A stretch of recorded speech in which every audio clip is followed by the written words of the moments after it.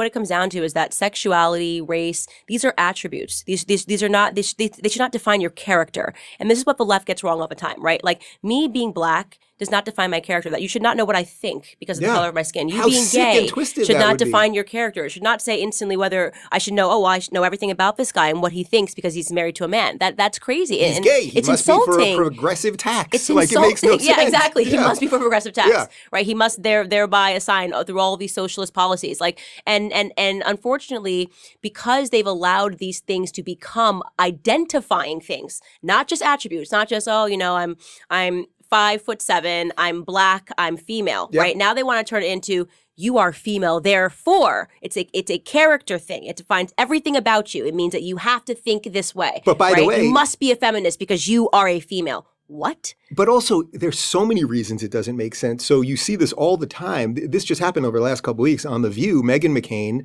is talking about how you shouldn't just vote for someone because they're a woman, which is, of course, the correct position. That would be like saying just vote for someone because they're a man. It just doesn't make sense.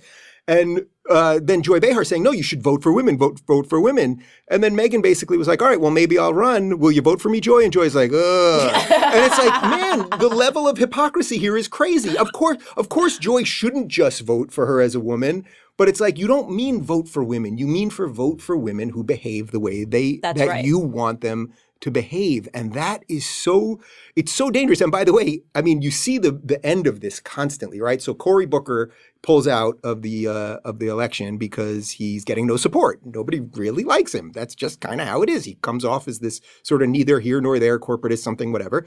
What does he immediately do? It's because of racism. Of course. Elizabeth Warren doesn't get really any support, except the media loves her because she's this sort of librarian that whatever, I don't know what the deal is, this Native American librarian, something, whatever it is. But then what happens? It's because they're sexist. But what they're saying is, they're not saying that we're all sexist. They're saying their own base is sexist and racist. Mm-hmm. Who voted in Democratic primaries?